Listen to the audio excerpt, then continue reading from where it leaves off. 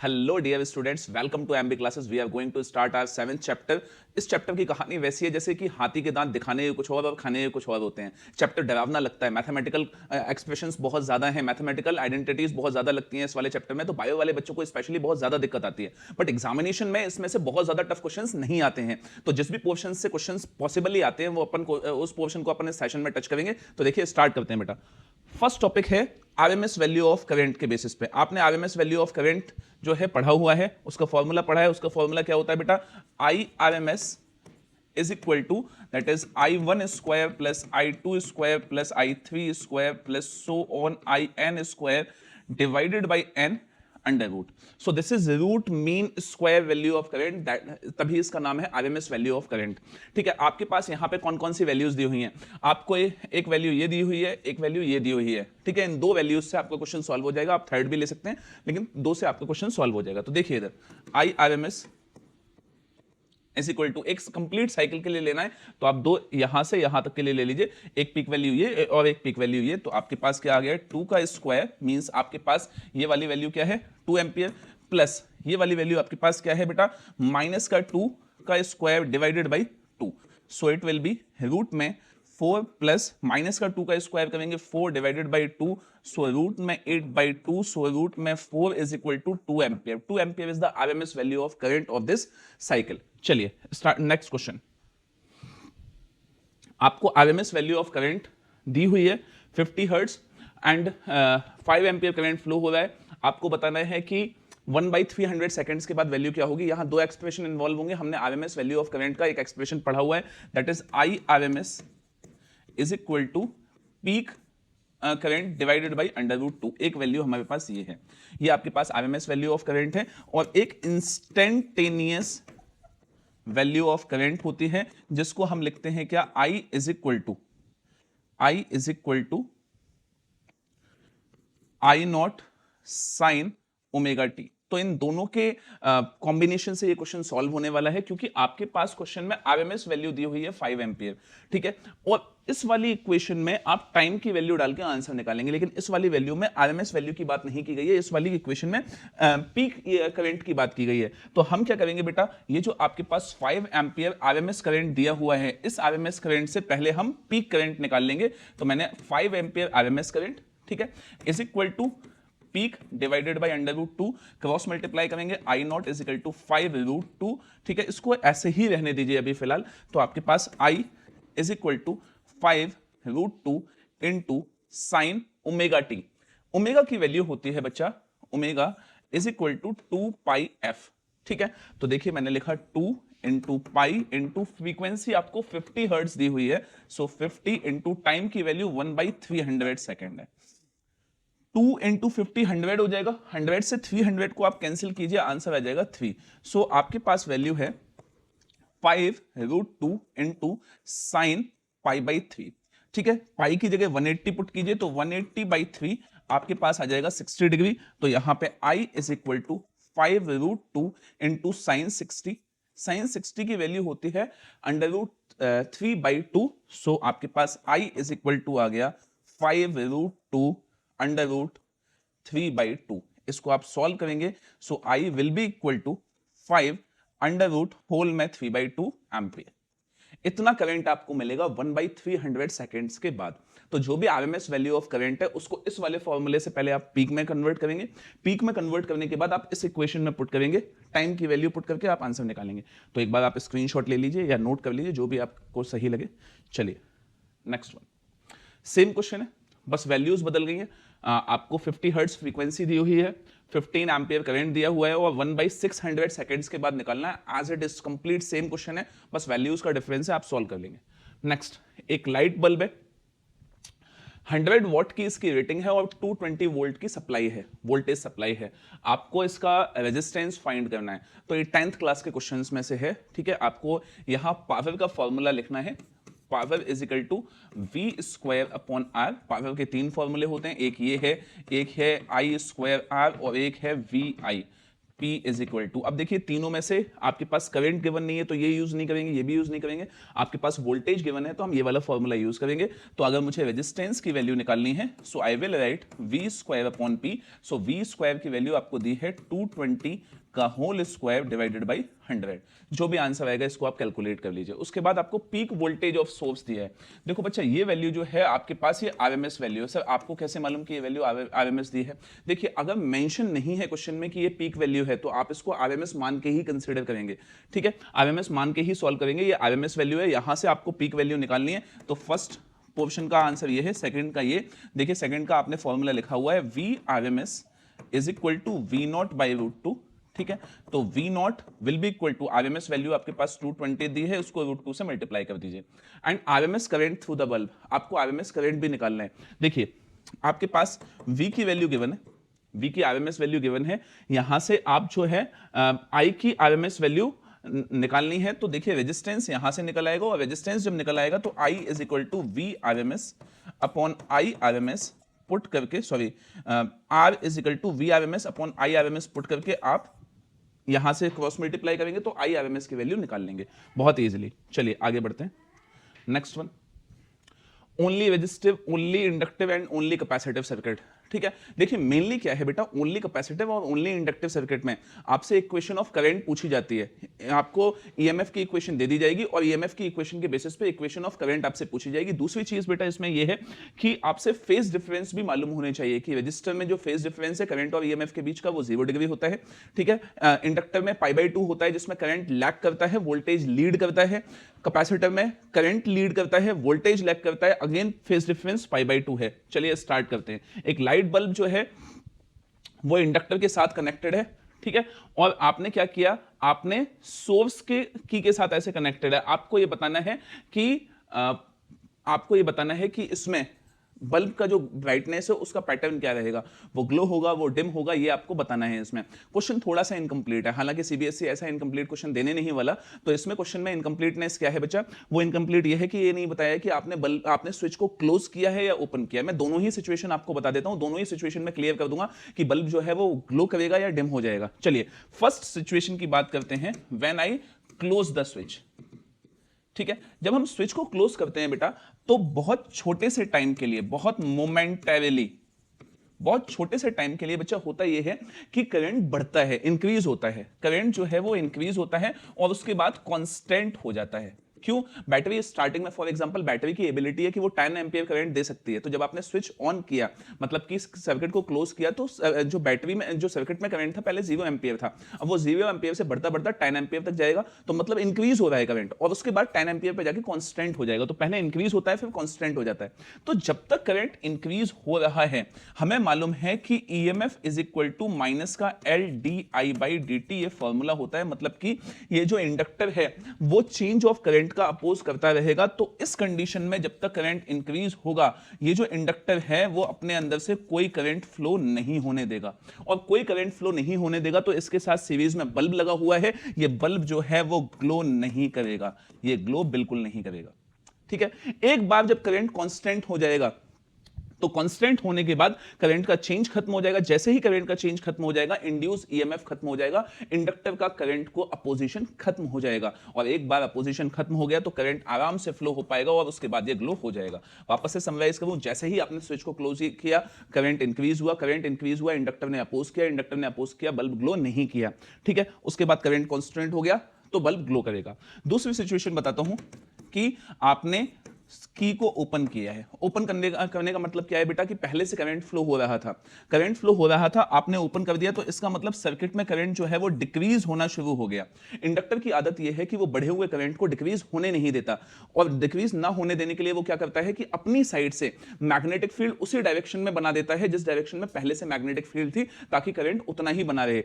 इसका मतलब वो एक्स्ट्रा करंट अपनी तरफ से दे देता है। तो एक्स्ट्रा करंट दे देगा तो जब आप कॉन्टैक्ट हटाएंगे, मतलब सर्किट को ओपन करेंगे, तो ज्यादा करंट फ्लो होगा। बात समझ में आ रही है? करंट जो ओरिजिनल करंट था वो कम हो रहा था, उसको बढ़ाने के लिए इंडक्टर अपनी तरफ से ज्यादा करंट देता है। तो उस केस में जो है ये जो बल्ब है वो ज्यादा ग्लो करता है।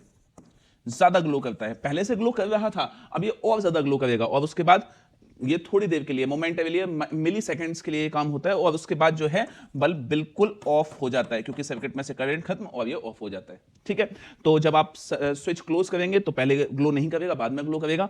जब आप स्विच ओपन करेंगे, सर्किट ओपन करेंगे, तो उस कंडीशन में ज्यादा ग्लो करेगा और उसके बाद ऑफ हो जाएगा। ठीक है, तो जो भी सिचुएशन आपको दी हो उसके अकॉर्डिंग आप दे सकते हैं आंसर।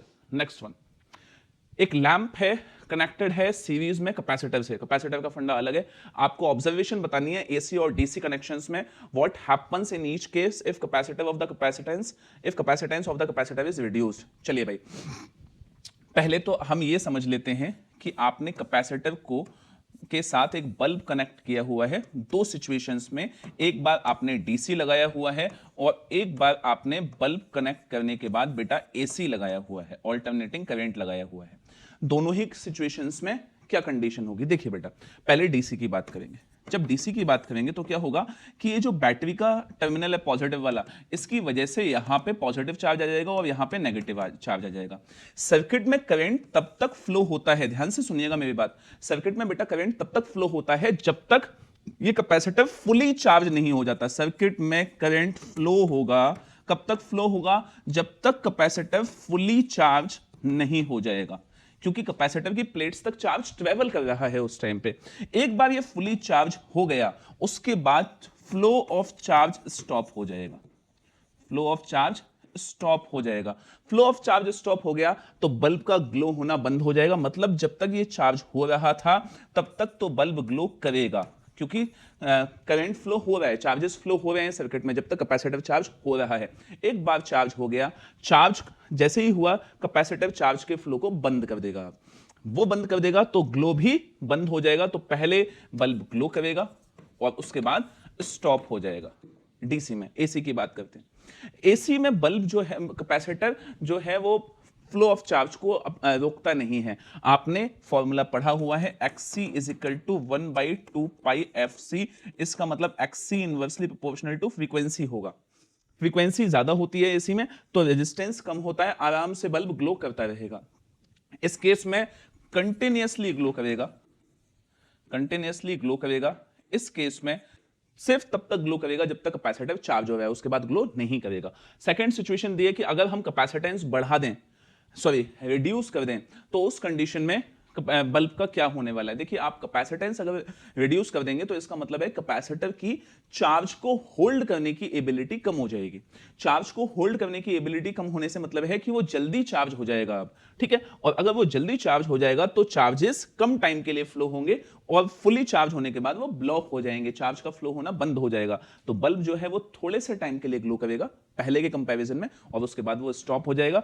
इस केस में कैपेसिटेंस अगर आप बढ़ा देंगे तो इसका मतलब क्या बढ़ा रहे हैं बेटा? सी रिड्यूस कर रहे हैं तो इसका मतलब आप यहां पे रेजिस्टेंस बढ़ा रहे हैं। रेजिस्टेंस बढ़ा रहे हैं इसका मतलब यहां पे भी ग्लो डिस्टर्ब होगा। दोनों ही केसेस में ग्लो डिस्टर्ब होगा। यहां तो अल्टीमेटली थोड़ी देर बाद बंद हो जाने वाला था, अब भी हो जाएगा। यहां पे ग्लो बंद नहीं होगा बल्ब, लेकिन हां ग्लो कम हो जाएगा। चलिए भाई, नेक्स्ट वन। मुझे शायद आपको क्लियर ही नजर आ रहा होगा। यहां पे एक दो सिचुएशन दी हुई है। यहां पे एक में बल्ब जो है वो कैपेसिटर के साथ कनेक्टेड है फर्स्ट सर्किट में, दूसरी सर्किट में बल्ब जो है वो इंडक्टर के साथ कनेक्टेड है और पैरेलल में कैपेसिटर लगा हुआ है। तो फर्स्ट सर्किट में आपसे बोला गया है, ये फर्स्ट सर्किट की कहानी है यहां से यहां तक, कि बल्ब जो है वो ग्लो करता है फ्रीक्वेंसी ओमेगा से। सेकंड में आपको बताया है कि कैसे कैसे वो कनेक्टेड है, सिर्फ ये बताया है। मेन क्वेश्चन यहां से स्टार्ट होता है कि फ्रीक्वेंसी ओमेगा है एसी सप्लाई की, उसको अगर हम चेंज करें दोनों सर्किट में और बाकी सारे पैरामीटर्स जो है वो कांस्टेंट रखें, तो आपको ब्राइटनेस को एक्सप्लेन करना है। क्वेश्चन यहां से, क्वेश्चन के पार्ट यहां से स्टार्ट होते हैं कि अगर हम फ्रीक्वेंसी को कम कर दें तो दोनों ही केसेस में बल्ब की ब्राइटनेस पे क्या इंपैक्ट आने वाला है अगर हम फ्रीक्वेंसी को कम कर दें। तो देखिए, कैपेसिटर के केस में फॉर्मूला होता है XC = inversely proportional to F, ठीक है। तो अगर देखिए फ्रीक्वेंसी को आप कम कर देने वाले हैं तो रेजिस्टेंस बढ़ जाएगा, ठीक है। अब रेजिस्टेंस बढ़ जाएगा तो इसका मतलब है यहां पे जो बल्ब ग्लो हो रहा था पहले, अब उसकी ब्राइटनेस पे थोड़ा सा असर आ जाएगा। तो सर्किट ए में इसका जो फर्स्ट पार्ट है, फर्स्ट पार्ट का ए पार्ट के फर्स्ट सर्किट में जो बल्ब है वो डिम हो जाएगा। सेकंड, ठीक है।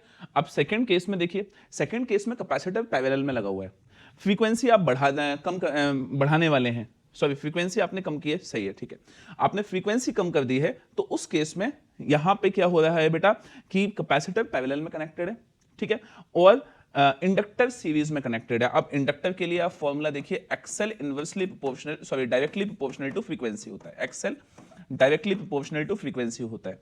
तो अब आपने क्या किया बेटा कि अगर आपने अब फ्रीक्वेंसी कम की तो ये जो इंडक्टर अपोज कर रहा था करंट का, वो अपोजिशन अब कम हो गया, ठीक है, कैपेसिटर का अपोजिशन बढ़ गया, तो करंट जो यहां से यहां जाएगा, यहां से यहां जाने के बाद ये करंट के पास जाने के लिए दो रास्ते हैं, वो कैपेसिटर से होके भी जा सकता है, वो ऊपर बल्ब के थ्रू इंडक्टर से होके भी जा सकता है।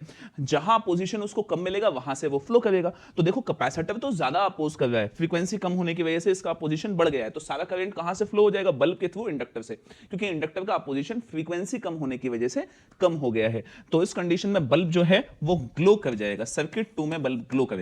चलिए second, the frequency of input AC cycle is increased, frequency बढ़ा दी। देखिए फ्रीक्वेंसी आप बढ़ा देने वाले हैं तो कैपेसिटर का रेजिस्टेंस कम हो जाएगा, तो फ्रीक्वेंसी आप बढ़ा देंगे कैपेसिटर का रेजिस्टेंस कम हो जाएगा, तो ये ग्लो कर जाएगा। तो बी पार्ट के फर्स्ट सर्किट में ग्लो करेगा। सेकंड में समझते हैं कि फ्रीक्वेंसी बढ़ा दी तो कैपेसिटर का रेजिस्टेंस कम हो गया, लेकिन फ्रीक्वेंसी के बढ़ाने से इंडक्टर का रेजिस्टेंस बढ़ गया। अब अगर इंडक्टर का रेजिस्टेंस बढ़ गया है तो इंडक्टर करंट का अपोज करेगा, तो सारा करंट बल्ब के थ्रू इंडक्टर से ना जाके कहां से चला जाएगा, कैपेसिटर से। उस कंडीशन में जो बल्ब है वो डिम हो जाएगा। चलिए सी केस समझते हैं। The frequency of input AC voltage approaches zero है। अगर हमने फ्रीक्वेंसी को ही जीरो कर दिया, अगर हमने फ्रीक्वेंसी को जीरो कर दिया तो उस कंडीशन में जो कैपेसिटर का रेजिस्टेंस है वो मैक्सिमम इनफाइनाइट हो जाएगा। अगर इनफाइनाइट हो जाएगा तो कैपेसिटर के साथ सीरीज में बल्ब है पहले सर्किट में, तो उस कंडीशन में ये ग्लो ही नहीं करेगा, रेजिस्टेंस अगर जो है इनफाइनाइट हो गया, स्टॉप ग्लोइंग, ठीक है। सेकंड केस में कैपेसिटर इधर लगा हुआ है, यहां से कोई करंट फ्लो नहीं होगा, सारा करंट कहां से फ्लो होगा, ऊपर से, तो यहां पे मैक्सिमम ब्राइटनेस होगी। सारा करंट कहां से चला जाएगा, यहां से मैक्सिमम ब्राइटनेस। सर इंडक्टर का कोई रोल? हाँ है, इंडक्टर का रोल इस केस में यह है कि आपने फ्रीक्वेंसी जीरो कर दी तो इंडक्टर का रेजिस्टेंस बिल्कुल जीरो हो गया। अब इंडक्टर जो है वो एक कंडक्टर की तरह बिहेव करेगा, ठीक है बच्चा। आगे बढ़ते हैं। नेक्स्ट वन प्योर इंडक्टर है, 25 मिली हेनरी इसकी इंडक्टेंस है, 220 वोल्ट से कनेक्टेड है, 50 हर्ट्ज सप्लाई है। आपको इसका इंडक्टिव रिएक्टेंस और आरएमएस करंट निकालना है। तो बच्चा इंडक्टिव रिएक्टेंस का फॉर्मूला होता है XL is equal to E naught by I naught, या दूसरा formula XL is equal to E RMS upon I RMS, ऐसे भी लिख सकते हैं। तो देखिए बट आपके पास यहां पे आई आरएमएस नहीं दिया हुआ है, तो ये फॉर्मूले से आप एक्सेल नहीं निकाल सकते। तो एक्सेल किस फॉर्मूले से निकलेगा, एक्सेल बेटा आप निकाल लीजिए इस फॉर्मूले से, ओमेगा एल से। ओमेगा की वैल्यू 2 पाई एफ रखिए और एल रख दीजिए 2 इंटू पाई इंटू एफ की वैल्यू 50 इंटू एल की वैल्यू 25 मिली का मतलब 10 टू द पावर -3, ठीक है। 25 इंटू 25 50 हो जाएगा, 50 इंटू 50 आपके पास हो गया 50 इंटू 50, तो आपके पास 2500 pi into 10 to the power -3, तो आपके पास आंसर आ गया बेटा कितना, 2.5 इंटू 3.14, दैट्स इट। अब इसको आप मल्टीप्लाई कर लीजिए, 25 4 जा 100, 25 1 जा 25 एंड 10 35, 25 3 जा 75 एंड 3 78.5 ओम एक्सेल की वैल्यू आ गई। इसको आप पुट कर दीजिए यहां पे, आई आरएमएस निकल के आ जाएगा। ई आरएमएस आपको दिया है 220 वोल्ट। चलिए नेक्स्ट वन, 100 वोल्ट डीसी जो है आपने अप्लाई किया, एक कॉइल से करंट आपको 1 एम्पियर मिला, ठीक है। अगर आपने 100 वोल्ट एसी अप्लाई किया है 50 हर्ट्ज एसी साइकिल से, तो आपको जो करंट मिला है वो 0.5 एम्पियर मिला है। आपको इंडक्टेंस कैलकुलेट करना है बच्चा। ये एक्चुअली एक आरएल सर्किट है। सर आरएल सर्किट क्यों है, समझ में नहीं आई ये बात। देखो भाई, एक जो इंडक्टर होता है वो बना तो मेटल का ही है, मेटल का है तो उसका अपना कुछ रेजिस्टेंस भी है, इंडक्टेंस तो वो शो करेगा ही करेगा, वो ईएमएफ तो इंड्यूस करेगा ही करेगा, लेकिन उसका कुछ रेजिस्टेंस भी तो है, जिसकी वजह से एक इंडक्टर, हम पिछले वाले जो टॉपिक है ना ओनली इंडक्टिव, तो उसमें सिर्फ इंडक्टेंस की बात करते हैं, लेकिन एक्चुअली में इसके पास इंडक्टेंस भी हो और रेजिस्टेंस भी है। तो ये आरएल सर्किट है। अब आरएल सर्किट क्या होता है, आरएल सर्किट में कैसे हम वैल्यूज कैलकुलेट करते हैं, देखिए आरएल सर्किट में बेटा एक इंडक्टर और एक रेजिस्टर अलग से लगाया जाता है, और हम एक AC साइकिल यहाँ लगा देते हैं। ये रेजिस्टेंस हो गया, ये कंडक्टेंस हो गया। सर यहाँ तो अलग अलग है, बट यहाँ तो है ही नहीं, यहाँ तो अकेला है, अकेला इंडक्टर है, बट उसका अपना रेजिस्टेंस है जिसको हम स्टडी कर रहे हैं। यहाँ पे हमने क्या मान लिया है, यहाँ मान लिया है कि इंडक्टर के पास सिर्फ इंडक्टेंस है, उसके पास अपना कोई रेजिस्टेंस नहीं है, रेजिस्टेंस अलग से है। तो इस केस में क्या होता है बच्चा, इस केस में जो कंबाइंड रेजिस्टेंस है दोनों सर्किट का, उसको हम Z से लिखते हैं। Z को हम बोलते हैं इंपीडेंस। इंपीडेंस इसका फॉर्मूला होता है बेटा R स्क्वायर प्लस XL का स्क्वायर। ठीक है बच्चा, ये एक फॉर्मूला इसमें हो गया। अच्छा, करंट की वैल्यू बेटा V/Z होती है। अब देखिए, अगर हमने डीसी अप्लाई किया है तो डीसी के केस में इंडक्टर अपना इंडक्टेंस शो नहीं करता है। क्यों? क्योंकि बेटा इंडक्टेंस का फॉर्मूला होता है directly proportional to frequency. DC के केस में फ्रीक्वेंसी अगर 0 हो जाएगी तो इंडक्टेंस 0 हो जाएगा। उस केस में जब करंट फ्लो होगा इस कॉइल से तो ये सिर्फ अपना रेजिस्टेंस शो करेगा। तो अगर आप उस केस में करंट निकालने वाले हैं डीसी के केस में, तो आप यहां पे V/R लिखेंगे। डीसी के केस में जो करंट इन्होंने दिया है वो 1 एम्पियर दिया है, इज इक्वल टू V कितना बेटा 100 वोल्ट, और R कितना है यहाँ पे, R आपको निकालना है। तो आपके पास R इज इक्वल टू आ गया 100 ओम। चलिए, अगर मैं AC की बात करूं तो AC का फॉर्मूला V/Z हो जाएगा 0.5 is equal to 100 volt divided by Z। Cross multiply कीजिए, Z की जो वैल्यू है बेटा वो आ जाएगी 200 ओम। बहुत बढ़िया। अब अगर आपको निकालनी है XL की वैल्यू, ठीक है, तो देखिए XL की वैल्यू के लिए फॉर्मूला क्या हो जाएगा, यहां मैं लिख देता हूं, आ जाएगा शायद। तो Z is equal to √R square plus XL square. ठीक है, XL नहीं, एक्चुअली आपको L चाहिए, तो यहां पे Z square is equal to R square plus XL square. Z की वैल्यू 200 का स्क्वायर इज इक्वल टू 100 का स्क्वायर प्लस का XL स्क्वायर। ठीक है, इसको आप इधर ले जाइए तो ये हो जाएगा 300 का स्क्वायर, 300 का square is equal to XL square. ठीक है, XL की वैल्यू आपको लेनी है तो XL की वैल्यू आप रूट कर दीजिए इसका। तो XL is equal to tan√3। So XL का फॉर्मूला होता है 2πfL is equal to tan√3 ओम। ठीक है, तो फ्रीक्वेंसी आपको 50 हर्ट्ज दी हुई है, फ्रीक्वेंसी 50 हर्ट्ज दी है, ये 50 डालिए, ये आप 2 है ही, ये पाई की वैल्यू डालिए और L की वैल्यू निकाल लीजिए यहां से, तो इजीली निकल आएगी। और क्या चाहिए आपको? नहीं, सिर्फ इंडक्टेंस चाहिए, वो कैलकुलेट हो जाएगा।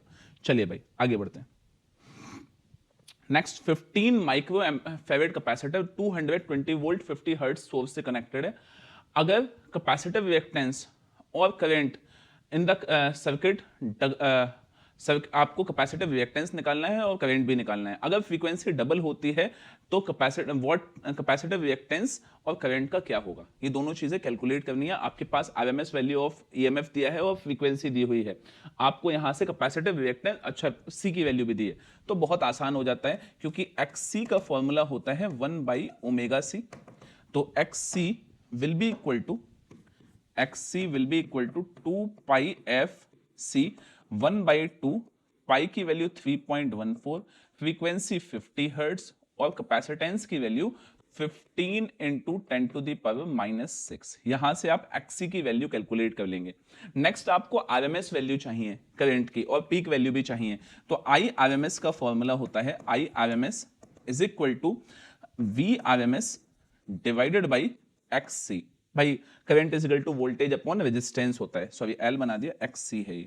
तो VRMS आपके पास 220 दिया हुआ है, XC की वैल्यू आप इसको यहां रखेंगे तो 1 अपॉन क्या आ जाएगा, XC की वैल्यू 2 × 3.14 × 50 × 15, बहुत लंबी वैल्यू है यार, 10⁻⁻6। इसीलिए तो ऑल्टरनेटिंग करंट के क्वेश्चंस कम आते हैं, क्योंकि मैथमेटिकल कैलकुलेशन इसमें बहुत ज्यादा करनी पड़ती है। और अगर आप ध्यान दो तो CBSE ने 10th के बाद मैथमेटिकल कैलकुलेशन खत्म ही कर दी है, ज्यादातर मैथ्स में भी खत्म कर दी है। मैथ्स में भी वैल्यू जो है वो नॉन मैथमेटिकल कैलकुलेशन पे चलती है। ठीक है, तो इसको जब आप कैलकुलेट करेंगे तो आपके पास IRMS आ जाएगा। अगर आपको पीक वैल्यू निकालनी है, I0 निकालना है, तो IRMS में आप √2 का मल्टीप्लाई कर दीजिए, आंसर आ जाएगा। चलिए नेक्स्ट वन, आपको EMF की वैल्यू दी हुई है 100 sin 314t volt. Pure inductor, pure capacitor लगा हुआ है जिसकी कैपेसिटेंस इतनी है। आपको इंस्टेंटेनियस करंट निकालना है, इंस्टेंटेनियस पावर निकालनी है और फ्रीक्वेंसी निकालनी है पावर की और मैक्सिमम एनर्जी स्टोर निकालना है। चलिए भाई, आपके पास ईएमएफ की इक्वेशन इतनी दी हुई है, E is equal to first case, आपको करंट इंस्टेंटेनियस करंट की वैल्यू निकालनी है। तो देखिए ईएमएफ की वैल्यू अगर ये है तो हम जानते हैं बहुत अच्छी तरह से कि ईएमएफ की जो वैल्यू होती है कैपेसिटर के केस में वही वैल्यू π/2 ज्यादा होती है। करंट और ईएमएफ के वोल्टेज फेज में π/2 का डिफरेंस होता है, करंट अहेड होता है π/2। तो इक्वेशन में कोई भी बदलाव नहीं होगा। करंट की जो इक्वेशन है वो आपके पास आ जाएगी I is equal to I0 sine 314t plus π/2। ये आपके पास वैल्यू आ गई। अब यहां से आपके पास आपको I0 की वैल्यू निकालनी है। तो अभी अभी आपने फॉर्मूला पढ़ा, वो फॉर्मूला क्या है बेटा, I0 is equal to E0 divided by XC। तो यहां पे सर आप कभी तो I0 लिखते हो, कभी IRMS लिखते हो, एक ही बात है, क्योंकि √2 का मल्टीप्लाई दोनों जगह होगा तो IRMS की वैल्यू निकल के आ जाएगी। ठीक है, तो दोनों साइड से वो कैंसिल हो जाएगा। I0 की वैल्यू, E0 कितना दिया बेटा, ये आपको 100 दिया हुआ है। XC की वैल्यू, फ्रीक्वेंसी क्या गिवन है यहाँ पे, हाँ फ्रीक्वेंसी आप निकाल सकते हैं। फ्रीक्वेंसी कहां से निकल के आएगी बेटा, फ्रीक्वेंसी यहां से निकल आएगी। इस इक्वेशन को आप इक्वेट कर दीजिए E0 साइन ओमेगा टी से। तो देखिए ये खत्म, ओमेगा की वैल्यू आ गई आपके पास 314। तो XC की वैल्यू होती है ओमेगा C, तो आप सॉरी 1/ओमेगा C, मैंने गलत कर दिया। XC की वैल्यू होती है 1/ओमेगा C, तो 1/ओमेगा C। तो I0 इज इक्वल टू आपके पास आ जाएगा 100 इंटू ओमेगा C। तो 100 इंटू ओमेगा की वैल्यू 314 और C की वैल्यू 637 इंटू 10⁻⁻⁶। तो आपके पास ये I0 की वैल्यू पूरा कैलकुलेट करने के बाद आ जाएगी। ठीक है बच्चा, तो इंस्टेंटेनियस करंट की वैल्यू आपको कैलकुलेट करनी थी, इस I0 को आप इस इक्वेशन में पुट करेंगे तो आपके पास इंस्टेंटेनियस करंट की वैल्यू आ जाएगी। चलिए सेकंड केस आपको दिया है कि इंस्टेंटेनियस पावर निकालिए। बच्चे इस केस में मैक्सिमम टाइम पे जीरो करके चले आएंगे। कैपेसिटिव सर्किट है, उनको मालूम है कि पावर कंजम्पशन जीरो होता है, but average power consumption zero होता है, इंस्टेंटेनियस पावर कंजम्पशन जीरो नहीं होता। तो वो निकाला कैसे जाता है इंस्टेंटेनियस पावर कंजम्पशन, तो पावर का फॉर्मूला बेटा V इंटू I होता है। V की वैल्यू हमारे पास दी है E0 साइन ओमेगा टी, मतलब 314t। ठीक है, और आपके पास I0 की वैल्यू होती है करंट की वैल्यू होती है I0 साइन 314t प्लस π/2। अच्छा, इसमें थोड़ा सा बदलाव कर सकते हैं। P इज इक्वल टू, देखो यहां पे 300 साइन 314t प्लस π/2, ये आपके पास साइन 90 प्लस थीटा दिया हुआ है। सो साइन 90 प्लस थीटा को हम कॉस थीटा लिख सकते हैं यहाँ पे। तो आपके पास आ गया क्या, E0 sign 314t into I0 cos 314t। ये वैल्यू हमारे पास आ गई। एक और चीज कर सकते हैं, हम इस इक्वेशन में 2 का मल्टीप्लाई और 2 का डिवाइड अगर कर दें तो 2 साइन थीटा कॉस थीटा होता है साइन 2 थीटा। तो आपके पास वैल्यू आ गई बेटा I0 sign 2 into 314t divided by 2। तो ये आपके पास इंस्टेंटेनियस पावर कैलकुलेट हो जाएगी अगर टाइम की वैल्यू गिवन होगी तो। टाइम की वैल्यू यहां गिवन नहीं है। ठीक है, चलिए नेक्स्ट है frequency of power, third case. आपको मैंने सॉल्व करना बता दिया कि सॉल्व कैसे होगी, आप गलती ना करें। फ्रीक्वेंसी ऑफ पावर क्या होती है, देखिए फ्रीक्वेंसी होती है f। अगर आप पावर की फ्रीक्वेंसी निकाल रहे हैं तो पावर की फ्रीक्वेंसी जो है वो डबल होती है। क्यों, जरा सोचो। देखो इधर देखिए, यहां पे अगर मैं ग्राफ बनाऊं, किसका ग्राफ बनाऊं, करंट, ईएमएफ और पावर का। तो देखिए अगर मैं करंट का ग्राफ बनाऊं तो फॉर्मूला होता है E is equal to E0 sine omega T. तो साइन का ग्राफ बनेगा, तो साइन का ग्राफ कुछ ऐसा बना दिया मैंने। ठीक है, ये ग्राफ किसका है बेटा, ईएमएफ का है। अब करंट का ग्राफ बनाता हूं। करंट का ग्राफ बेटा ऊपर से बनता है, यहां से ये करंट का ग्राफ बनेगा, ये वैल्यू इस तरह से, ये इससे, ये ऐसे। अब अगर मैं ग्राफ बनाऊं पावर का तो P is equal to VI होता है। ध्यान देना बेटा, जरा समझ में आ जाएगा बहुत अच्छी तरह से।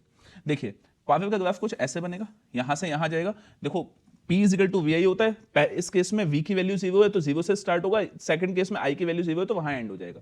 फिर उस कंडीशन में बेटा यहां से ये ग्राफ जो है वो कुछ इस तरह से जाएगा, फिर ये ऐसे आएगा, फिर ये ऐसे जाएगा। अब आप देखिए करंट की आप ध्यान से देखो तो एक ही साइकिल हुई थी। ठीक है, लेकिन आपके पास पावर की यहां से यहां तक एक और यहां से यहां तक 2 साइकिल्स कंप्लीट हो चुके हैं, तो फ्रीक्वेंसी डबल होती है पावर की। तो पी की जो वैल्यू है, पी की जो फ्रीक्वेंसी है, frequency of power is equal to 2 times of original frequency. Original frequency अब यहां से निकल के आ जाएगी, 50 निकल के आएगी, तो आंसर कितना हो गया, 100 हर्ट्ज। पावर की फ्रीक्वेंसी, ये नई चीज शायद आपने सुनी होगी कि पावर की फ्रीक्वेंसी डबल हुआ करती है हमेशा, ठीक है। The maximum energy stored in the capacitor, तो एनर्जी स्टोर्ड का आप फॉर्मूला लगा दीजिए। एनर्जी स्टोर्ड का फॉर्मूला है E max is equal to half C V max square. तो इस केस में देखिए कैपेसिटेंस की वैल्यू आपको गिवन है, वोल्टेज मैक्सिमम वोल्टेज 100 दिया हुआ है, वो पुट करके आप एनर्जी कैलकुलेट कर लेंगे, ठीक है। बस यहां पे टाइम की वैल्यू नहीं गिवन है, तो शायद सॉल्व होके पूरा नहीं आ पाएगा, लेकिन आपको पूरा समझ में आ गया कि सॉल्व होगा कैसे ये। चलिए आगे बढ़ते हैं, next one. RL series circuit और आरसी सर्किट, जो मैं अभी इंडक्टर के केस में बात कर रहा था कि इसका अपना रेजिस्टेंस होता है जिसको कैलकुलेट भी किया जाता है, वैसे ही ये सर्किट भी है। स्टार्ट करते हैं आगे। देखिए एक रेजिस्टर दिया हुआ है आपको और एक कैपेसिटर दिया हुआ है, जिनकी वैल्यू इतनी इतनी है, 220 वोल्ट 50 हर्ट्ज एसी सोर्स से कनेक्टेड है। आपको सर्किट में करंट बताना है, ठीक है, और रेजिस्टर और कैपेसिटर के अक्रॉस वोल्टेज भी बताना है। तो देखिए डायग्राम बना लेते हैं पहले। एक रेजिस्टर है हमारे पास और एक कैपेसिटर है, दोनों को सीरीज में कनेक्ट किया हुआ है, ठीक है। तो आप सबसे पहले तो यहां पे Z निकालिए। Z का मतलब इंपीडेंस, मतलब टोटल रेजिस्टेंस निकालिए। तो Z का जो फॉर्मूला है आरसी सर्किट के केस में, वो हो जाएगा बेटा आर स्क्वायर प्लस एक्स का स्क्वायर। अब XC आपको गिवन नहीं है, यहां पे आपको कैपेसिटेंस दिया है और फ्रीक्वेंसी दी है, तो आप पहले XC निकाल लीजिए। XC इज इक्वल टू हो जाता है 1/ωc, और ओमेगा की वैल्यू होती है बेटा 2πfc। तो XC is equal to 1/2π 2 into 3.14 into frequency 50 hertz और रेजिस्टेंस है 212.21 इंटू 10⁻⁻6 फेरेड। सब इतनी बड़ी वैल्यू, इस पूरे को जब आप कैलकुलेट करेंगे तो XC की वैल्यू आपके पास आएगी 15 ओम। कंप्लीट को कैलकुलेट करेंगे तो Z जो है वो आपके पास आ गया, R20 का स्क्वायर दिया हुआ है, XC 15 का स्क्वायर, पूरा कैलकुलेट करोगे तो Z की वैल्यू आ जाएगी 25 ओम। सर आपको तो वैल्यूज याद है, हम कैसे कैलकुलेट करेंगे? आप जब कैलकुलेशन करने बैठेंगे तो आपको ऐसी वैल्यूज मिल जाएंगी जहां से इजीली कैलकुलेशन हो जाता है, ठीक है। अच्छा एक और चीज है, मैं आपको एक चीज बताऊं यहां पे, अगर आप पाई की वैल्यू 3.14 ना रखे, 22/7 रखो, तो 7 से ये 21.22 कैंसिल होता हुआ नजर आएगा आपको। तो वहां से देखिए, अगर मैं इसको ऐसे लिखूं, क्या बोल रहा हूं करके एक बार दिखा देता हूं। XC is equal to 1/2 into 22/7 into 50 into 212.21 into 10⁻⁻6। 7 से इसको अगर मैं कैलकुलेट करूं तो 7 3 जा 21, ठीक है। नेक्स्ट आपके पास 2.2 बचा। अच्छा अब यहां पे आप 0 लगाएंगे, 30 पॉइंट यहां पे क्या आ जाएगा 7, ये वैल्यू आपके पास आ गई। 7 से 1 कैंसिल हो गया, फिर आप आगे मल्टीप्लाई कीजिए, आपकी वैल्यूज आसान होती जाएंगी, इतना भी मुश्किल नहीं होने वाला है। चलिए तो Z की वैल्यू 25 आ गई। करंट की value I is equal to V, अगर आपके पास RMS दिया है तो RMS से वैल्यू निकाल लीजिए, तो फिर अगर RMS से निकालेंगे तो RMS करंट ही निकल के आएगा। तो I RMS is equal to V RMS divided by Z। V RMS आपके पास 220 दिया हुआ है, Z से डिवाइड कीजिए, आंसर आ जाएगा। तो पहला आपका पार्ट हो गया। दूसरे में आपसे बोला है कि आप वोल्टेज ड्रॉप यहां पे और यहां पे अलग अलग निकालिए, सीरीज में करंट सेम होता है। तो यहां पे अगर आपको रेजिस्टेंस निकालना है, रेजिस्टेंस वोल्टेज पे निकालना है, मतलब वोल्टेज निकालना है रेजिस्टर पे, तो उस कंडीशन में आप IR कर दीजिए। यहां अगर निकालना है कैपेसिटर पे तो फॉर्मूला है IXC, तो IXC कर दीजिए। XC 15 है, I की वैल्यू निकल आएगी, आंसर कैलकुलेट कर लीजिए। नेक्स्ट वन, एक रजिस्टर दिया हुआ है 300 ओम का, कैपेसिटर 25/π दिया हुआ है, सीरीज में कनेक्टेड है, पीक वैल्यू ऑफ वोल्टेज और फ्रीक्वेंसी आपको गिवन है, आपको पीक वैल्यू ऑफ करंट निकालना है, पावर डिसिपेटेड इन सर्किट निकालना है। चलिए भाई देखिए इधर, यहां पे आप क्या करने वाले हैं, अगेन वही तरीका। सबसे पहले तो आप Z कैलकुलेट कीजिए। Z कैलकुलेट कैसे होगा, R square plus XC square के अंडर रूट से Z कैलकुलेट होगा। उसके बाद आपको चाहिए क्या, आपको चाहिए पीक वैल्यू ऑफ करंट, तो I0 is equal to V0 divided by Z। अब V0 गिवन नहीं है आपको, अच्छा गिवन है क्या, हाँ V0 गिवन है 150 वोल्ट, तो Z की जो भी वैल्यू निकल के आएगी उससे आप I0 निकाल लेंगे। निकाल लेते हैं, एक मिनट। Z की वैल्यू, R आपको 300 का स्क्वायर दिया हुआ है, प्लस XC की वैल्यू होती है 2 इंटू पाई एफ सी, तो पाई फ्रीक्वेंसी 50, सी की वैल्यू 25 अपॉन पाई दी हुई है, इंटू माइक्रोफेरेड है तो 10⁻⁻⁶, पाई से पाई कैंसिल, ठीक है। 2 इंटू 25 50 हो गया, 50 इंटू 50 2500 हो गया, 2500 ये हो गया, 10⁻⁻⁶ से इसको मल्टीप्लाई कर दिया, तो आपके पास जो वैल्यू आ जाएगी यहां से 3000 का स्क्वायर प्लस कुछ और वैल्यू भी है क्या, 2 पाई एफ सी, सी की वैल्यू, ठीक है। तो आपके पास 2500 इंटू 10⁻⁻⁶ का स्क्वायर ये चल रहा है, इसको आप कैलकुलेट करेंगे, कैलकुलेट करके जो भी आपका आंसर आएगा, यहां से अगर मैं वैल्यू निकालूं तो देखिए जरा, 300 का स्क्वायर तो 90,000, इसको अगर आप कैलकुलेट करेंगे तो इट विल बी 0.025 का होल स्क्वायर, ठीक है। आगे इसको कैलकुलेट कीजिए, लंबी वैल्यू जाएगी यहां पे, ठीक है। इसको आगे कैलकुलेट करेंगे तो आपका आंसर निकल के आ जाएगा, किसकी वैल्यू, आई नॉट की वैल्यू निकल के आ जाएगी। चलिए, ऐसा होता है बच्चा कि एग्जामिनेशन में आपको जो वैल्यूज दी जाती हैं वो वैल्यूज इतनी ज्यादा एक्यूरेट होती हैं कि वो आंसर तक आपको इजीली लेके जाती हैं। ये क्वेश्चंस ऐसे हैं जहां पे वैल्यूज आपको ऐसी गिवन नहीं है, फिर भी आप बस ये देखिए कि क्वेश्चन सॉल्व कैसे हो रहा है और सॉल्व करने की कोशिश कीजिए, अगर आपको वैसी वैल्यू मिल जाती है तो आप इजीली कैलकुलेट कर पाएंगे। चलिए, find peak value of current, peak value यहां से निकल आएगी, और पावर डिसिपेटेड इन सर्किट, आपको पावर भी निकालनी है। अब देखो पावर कैसे निकल के आएगी, पावर का तरीका क्या है निकालने का, देखो यहां पे पावर निकालने के लिए आपके पास पावर का फॉर्मूला होता है P is equal to V I cos phi, ठीक है। अब हमें फाई की वैल्यू नहीं मालूम, फाई की वैल्यू निकलती है इंपीडेंस ट्राइंगल से, इंपीडेंस ट्राइंगल ऐसे बनता है, ये आर है, ये एक्सी है, ये वाला एंगल जो है फाई होता है। तो जब आप यहाँ पे कॉस फाई लगाएंगे तो आपके पास जो है वो आ जाएगा आर अपॉन जेड, ठीक है। तो आपके पास P की जो वैल्यू आ जाएगी दैट इज V इंटू आई, ये RMS वैल्यूज हैं, इंटू आर बाई जेड, ठीक है। आप आई की वैल्यू को चेंज कर सकते हैं यहां से, आई वैल्यू आपके पास क्या है बेटा, आई की वैल्यू अगेन यहां से V बाई जेड आएगी, V by Z into V by Z into R, तो आप और एक जेड पहले से, तो V square R by Z square, ये आपके पास फॉर्मूला आ गया। इससे आप निकाल लेंगे, चाहे आप इससे निकालें चाहे इससे निकालें, किसी से भी कैलकुलेट कीजिए, वैल्यूज आ जाएंगी। चलिए नेक्स्ट वन, आपके पास आरएल सर्किट दिया हुआ है जिसका रेजिस्टेंस जो है वो 10 ओम है, इंडक्टेंस 100/पाई मिली हेनरी है, एसी सोर्स से कनेक्टेड है, वोल्टेज वैल्यू इतनी दी हुई है, आपको इंपीडेंस ऑफ सर्किट निकालना है, मतलब Z निकालना है। Z is equal to R square plus XL का स्क्वायर, तो यहां से XL की वैल्यू आप निकालेंगे तो बेटा आ जाएगा 2 into pi into 100 upon pi into ये आपके पास, और F की वैल्यू कितनी दी हुई है बेटा 100 पाई है, या इससे ना निकाला जाए, मतलब कहने का मतलब है कि फ्रीक्वेंसी से मल्टीप्लाई क्यों ही करना जब ओमेगा दिया हुआ है, एक्सएल की वैल्यू ओमेगा एल होती है, ओमेगा आपको दिया हुआ है 100 पाई और एल दिया है 100 अपॉन पाई, और मिली हेनरी का मतलब 10⁻⁻3, पाई से पाई कैंसिल, तो यहां से 2 0 2 0 4 0 -3 है, तो सिर्फ 10 ओम आपके पास एक्सएल आ जाएगा। रेजिस्टेंस भी 10 ओम दिया हुआ है, तो 10 का स्क्वायर प्लस 10 का स्क्वायर, तो ये हो जाएगा आपके पास 10√2 ओम, ये आपके पास Z की वैल्यू आ गई, ठीक है। इंपीडेंस कैलकुलेट हो गया। फेज एंगल आपको निकालना है, फेज एंगल क्या होता है बच्चा, ये एक्सएल, ये आर, ये वाला एंगल फाई हो गया, 10 फाई से फेज एंगल निकलता है जिसकी वैल्यू एक्सएल अपॉन आर दोनों ही 10 ओम है, तो आंसर आ गया 1 1 का मतलब हो गया बेटा phase angle means phi is equal to 45 degree. चलिए, वोल्टेज ड्रॉप निकालना है across inductor.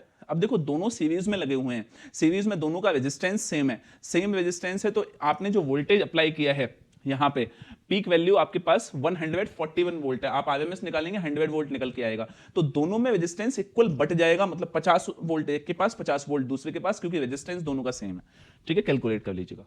Next one, 100 microfarad का कैपेसिटर है, 50 वोल्ट सप्लाई से इसको चार्ज किया है, देन सप्लाई हमने हटा ली है और उसके बाद इस कैपेसिटर को एक इंडक्टर से कनेक्ट कर दिया गया है। आपसे पूछा गया है कि इंडक्टर के में जो करंट फ्लो होगा वो कितना होगा, तो देखिए यहाँ पे डायग्राम बनाते हैं, बहुत अच्छे से समझ में आएगा।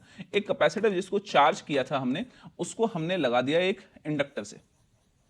अब उसके बाद क्या किया बेटा, जब इंडक्टर मतलब बैटरी लगा के चार्ज किया था, फिर बैटरी हटाई, फिर इंडक्टर से लगा दिया। तो जितनी कैपेसिटी, जितनी एनर्जी इस कैपेसिटर के पास होगी, क्या उतनी ही एनर्जी सारी के सारी फ्लो होकर इंडक्टर के पास चली जाएगी। तो जितनी एनर्जी बेटा कैपेसिटर के पास होगी, energy of capacitor will be equal to energy of inductor. Energy stored in capacitor होती है बेटा हाफ सी वी स्क्वायर, और एनर्जी स्टोर्ड इन इंडक्टर होती है हाफ एल आई स्क्वायर। ठीक है, तो देखिए हाफ से हाफ कैंसिल, सी आपको गिवन है, वी आपको गिवन है, और यहां पे आई करंट भी गिवन है। तो सी की वैल्यू बेटा 100 into 10 to the power -6, V की वैल्यू 50 का square is equal to L, और करंट 5 का स्क्वायर। कैलकुलेट कर लीजिए, आपके पास एल की वैल्यू निकल आएगी। चलिए next one, LCR, most important circuit है इस वाले चैप्टर में, मोस्ट इंपॉर्टेंट है। ठीक है बेटा, यहां से क्या आएगा, यहां से दो चीजें तैयार कर लीजिए। एक तो फेजर की हेल्प से ईएमएफ की वैल्यू फाइंड करना, सीधा डेरिवेशन आता है। ठीक है, इसके अलावा रेजोनेंस कंडीशन और रेजोनेंस फ्रीक्वेंसी, क्वालिटी फैक्टर, ये दो तीन चीजें आप तैयार कर लीजिए। क्वेश्चन पे अपन सीधे बढ़ते हैं। आपके पास रीडिंग दी हुई है वोल्ट मीटर V1 की 40 वोल्ट, आपसे V2 की रीडिंग निकलवाई है। अब देखो यहां पे इन दोनों में जो पोटेंशियल ड्रॉप हो रहा है, वो पोटेंशियल ड्रॉप 50√2 हो रहा है। अब देखिए वो कैसे, हम V2 की वैल्यू कैसे निकालेंगे। तो देखिए यहां पे V naught is equal to, या VRMS निकाला जाता है। VRMS इज इक्वल टू आपके पास क्या आ गया बेटा, दैट इज V, क्योंकि जो ड्रॉप होता है वो VRMS ड्रॉप होता है, V1 square plus V2 square. तो यहां से ये जो आपको दिया हुआ है 50√2, ये वैल्यू जो गिवन है बेटा, ये वैल्यू आपके पास पीक वैल्यू गिवन है। अगर मैं यहां से RMS वैल्यू निकालूं तो VRMS is equal to V naught by √2, तो 50√2 बाई √2, √2 से √2 कैंसिल, क्या आ जाएगा 50 वोल्ट वैल्यू आ जाएगी। तो 50 का square is equal to V1 आपके पास गिवन है 40 का स्क्वायर प्लस V2 स्क्वायर। ठीक है, सॉरी स्क्वायर नहीं होगा क्योंकि रूट लगा हुआ है, स्क्वायर अब हो जाएगा 50 का स्क्वायर इज इक्वल टू 40 का स्क्वायर प्लस V2 स्क्वायर। ठीक है, इधर ले आइए, तो 2500 माइनस का 1600 is equal to V2 square, तो V2 square is equal to 900, V2 is equal to 30 volt. 30 volt answer आ गया। चलिए आगे बढ़ते हैं। आपके पास इंस्टेंटेनियस वैल्यूज ऑफ ईएमएफ, ध्यान से देखिएगा, आपको आइडेंटिफाई करना है। इंस्टेंटेनियस वैल्यू ऑफ ईएमएफ और करंट दी हुई है, दोनों के बीच में जो फेज डिफरेंस है वो π/3 का है। आपसे ये सर्किट के नाम दिए हैं कि क्या वो नेसेसरीली आरएल होगा, नेसेसरीली आरसी होगा, नेसेसरीली एलसीआर होगा, या कैन बी। पहले तो एमसीक्यूज में आप याद रखिए, एमसीक्यू में जबरदस्ती वाली बात नहीं होती है कि ये होगा ही होगा। नेसेसरीली वर्ड जहां आ जाए, मस्ट बी आ जाए, वो आंसर सही नहीं होते। ठीक है, तो कैन बी, आरसी और एलसीआर ये सही आंसर है। क्यों, वो समझिए। देखिए ईएमएफ की इक्वेशन ये है, करंट की इक्वेशन ये है, करंट अहेड है, ये तो दिखाई दे रहा है क्योंकि ये ओमेगा टी है, ओमेगा टी से π/3 ऐड हुआ है, तो करंट आगे है। करंट आगे हमेशा कैपेसिटिव सर्किट में होता है, लेकिन अगर ओनली कैपेसिटिव सर्किट होता तो उस केस में बेटा जो करंट है वो π/2 अहेड होता, तो ओनली कैपेसिटिव तो है नहीं है। तो कैपेसिटिव और कौन कौन से हो सकते हैं, कैपेसिटिव में आरसी हो सकता है और एलसीआर हो सकता है, क्योंकि दोनों में ही फेज की वैल्यू अलग अलग हो सकती है, π/3 भी हो सकती है, कोई भी वैल्यू हो सकती है। क्या ये बात समझ में आ गई आपको। Next one, effective equivalent circuit आपको ड्रॉ करना है, और कब ड्रॉ करना है, हाई फ्रीक्वेंसी में, और इफेक्टिव इंपेडेंस भी निकालना है। अब हाई फ्रीक्वेंसी में हो कैसा जाएगा, आपके पास इस सर्किट में रेजिस्टर, कैपेसिटर और इंडक्टर तीनों दिए हुए। रेजिस्टर जो है वो इंडिपेंडेंट होता है, resistor is independent of frequency, इसको इंडिपेंडेंट ऑफ फ्रीक्वेंसी, इसको फ्रीक्वेंसी के बढ़ने घटने से कोई मतलब नहीं है। वहीं अगर मैं बात करूं कैपेसिटर की, तो capacitor inversely proportional to frequency होता है, और इंडक्टर जो है वो डायरेक्टली प्रोपोर्शनल होता है फ्रीक्वेंसी के। ठीक है, अब देखिए हाई फ्रीक्वेंसीज की बात की, अगर फ्रीक्वेंसी बहुत ज्यादा हाई हो जाएगी तो कैपेसिटर जो रेजिस्टेंस है वो बहुत कम हो जाएगा। कितना कम हो जाएगा, इतना कम हो जाएगा कि कैपेसिटर कोई भी रेजिस्टेंस ऑफर करेगा ही नहीं, वहां से करंट यूं ही निकल जाएगा जैसे कंडक्टर में निकलता है। तो यहां पे इस कंडीशन में ये जो है एक क्लोज सर्किट की तरह बिहेव करेगा। क्लोज सर्किट मतलब कंडक्टर की तरह बिहेव करेगा, कंडक्टर की तरह कि वहां पे कोई कंडक्टर कैपेसिटर है ही नहीं।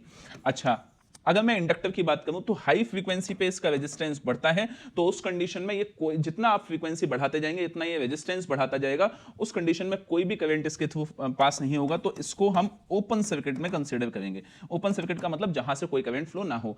तो देखिए इंडक्टर ये है, यहां से कोई करंट फ्लो नहीं होगा, इंडक्टर ये है, यहां से कोई करंट फ्लो नहीं होगा, तो यहां से फ्लो नहीं होगा करंट, तो देखिए इससे भी फ्लो नहीं होगा, ठीक है। बाकी ये जो C1 और C2 हैं ये क्लोज सर्किट हो जाएंगे, मतलब कि ये कंडक्टर की तरह बिहेव करने लग जाएंगे। तो आपके पास अब सर्किट कैसा दिखाई देगा? सर्किट ऐसा दिखाई देगा कि R1 बेटा यहां पे है, यहां पे आप नहीं, सॉरी यहां कुछ भी नहीं है, यहां कुछ भी गिवन नहीं है, और यहां पे गिवन है क्या? R3, और उसके बाद यहां पे एक EMF सोर्स लगा हुआ है, बाकी सब जो है वो सॉर्ट आउट हो गया है। अब ये दोनों सीरीज में है, तो आपके पास जो इंपीडेंस आ जाएगा that will be, sorry root नहीं लगेगा इसमें, इंपीडेंस आ जाएगा that will B R1 plus R3।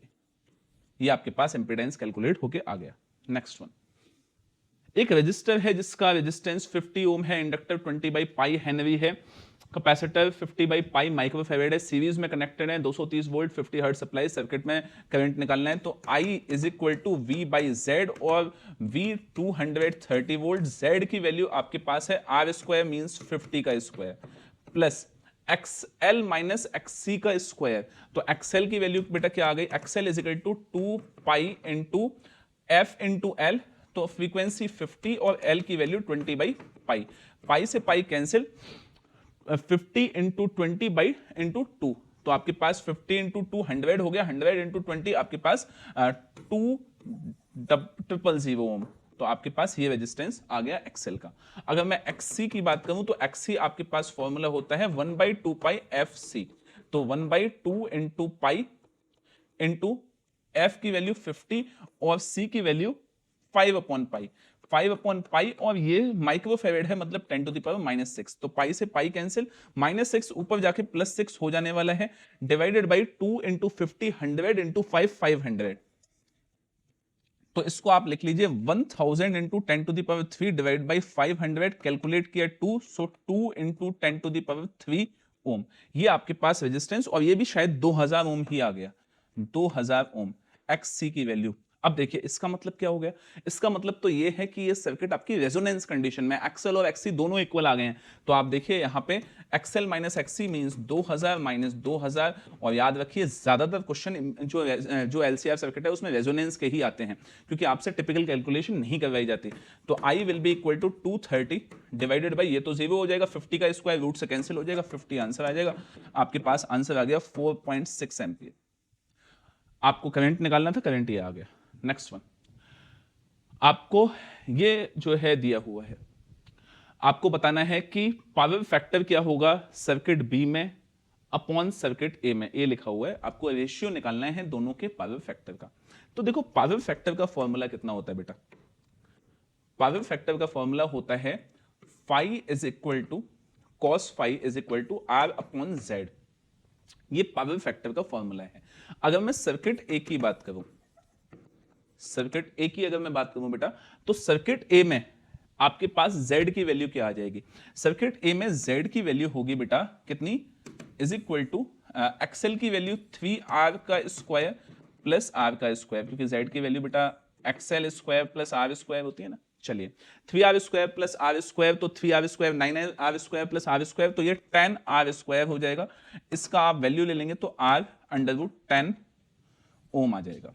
चलिए तो इसका जो cos फाई निकल के आएगा, cos फाई ऑफ सर्किट ए, वो कितना निकल के आएगा बेटा? R अपॉन Z होता है, R की वैल्यू R है ही और Z की वैल्यू R √10 है, तो ये 1/10 आ गया।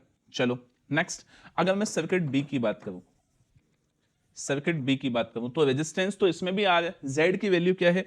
तो Z की वैल्यू आपके पास, क्योंकि तीनों दिए हैं इस बार, तो ये हो जाएगा R square plus XL minus XC का होल स्क्वायर, तो R स्क्वायर प्लस XL की वैल्यू कितनी है? XL की वैल्यू 3R और XC की वैल्यू R है, तो 3R square minus R square, तो 3R स्क्वायर का स्क्वायर 9R स्क्वायर हो जाएगा, 9R square minus R square, तो ये 8R स्क्वायर हो जाएगा। तो ये हो गया बेटा, एक्चुअली एक मिनट, ये 3R square minus R square, तो XL की वैल्यू 3 एक्सएल माइनस एक्सी होता है तो 3r माइनस आर का होल स्क्वायर, तो आपके पास R square plus 2r square, so it will be 5r square, तो it will be r under root 5 ohm. अगर आप इसका कॉस फाई निकालेंगे b का, तो आपके पास ये r अपॉन z होता है, r अपॉन r रूट 5, ये आपके पास सेकेंड इक्वेशन आ गई, ये फर्स्ट आ गई, दोनों का रेशियो ले लीजिए, आपके पास आंसर आ जाएगा। ठीक है, चलिए next one. Sinusoid NCERT question है। साइनसॉइडल वोल्टेज दिया है 283 वोल्ट, फ्रीक्वेंसी इतनी दी हुई है, एलसीआर सर्किट है, रेजिस्टेंस दिया है, आपको इंपीडेंस निकालना है। तो इंपीडेंस का फॉर्मूला आप जानते हैं, एलसीआर सर्किट में R square plus XL minus XC का होल स्क्वायर। तो ये जो वैल्यूज आपको दी हैं, इनसे आप एक्सएल और एक्सी निकाल के पुट करेंगे, आंसर आ जाएगा। नेक्स्ट है फेज डिफरेंस। फेज डिफरेंस निकालने के लिए आप इंपीडेंस ट्राइंगल को यूज करेंगे, तो इंपीडेंस ट्राइंगल में phi is equal to XL minus XC upon R का फॉर्मूला आ जाएगा। ठीक है, पावर डिसिपेटेड का फॉर्मूला होता है P is equal to V I cos phi, उसको यूज करके हम ये फॉर्मूला निकाल लेंगे। एंड पावर फैक्टर तो आपके पास r अपॉन z होता है। ठीक है, कैलकुलेशन आप कर लीजिएगा, सिर्फ ये फॉर्मूले बेस्ड है, कंप्लीट फॉर्मूला बेस्ड क्वेश्चन है और कुछ भी नहीं है इसमें। Next one, find average power consumption where EMF in the circuit is E is equal to E naught sine omega T and I is equal to I naught sine omega T plus five. देखिए phi का phase difference है, तो इसका मतलब ये LCR circuit है, या कुछ भी आरएल हो सकता है, आरसी हो सकता है। आपको पावर कंजम्पशन निकालना है, तो पावर कंजम्पशन इस केस में जो निकल के आता है that is P is equal to V I, V की value E naught sine omega T और आई की value I naught sine omega T plus five. इसको जब आप कैलकुलेट करेंगे तो आपके पास P is equal to V naught I naught नहीं sorry V R M S I R M S cos five. ये सीधा सीधा फॉर्मूला है, आप याद कर लीजिएगा। जब भी करंट और वोल्टेज के बीच में फेज डिफरेंस फाइव का होगा, तो आपके पास जो पावर की वैल्यू मिलेगी वो इतनी मिलेगी।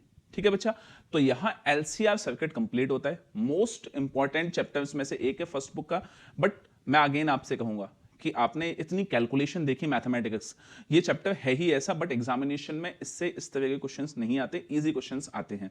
ठीक है, तो आप चैप्टर तैयार करके जाइए, परेशान बिल्कुल मत होइएगा। ठीक है, अब देखिए इलेक्ट्रोमैग्नेटिक वेव्स में अगला जो चैप्टर है वो बहुत ईजी है। उसमें से आपको इलेक्ट्रोमैग्नेटिक स्पेक्ट्रम पढ़ना है, इलेक्ट्रोमैग्नेटिक वेव के यूज पढ़ने हैं एंड सोर्सेस पढ़ने हैं। हम जो है उस पे वीडियो नहीं बनाने वाले, हम वीडियो बनाएंगे किस पे बेटा, हम वीडियो बनाएंगे रे ऑप्टिक्स पे। ठीक है, तो नेक्स्ट वीडियो जो आपको मिलेगी that will be on ray optics.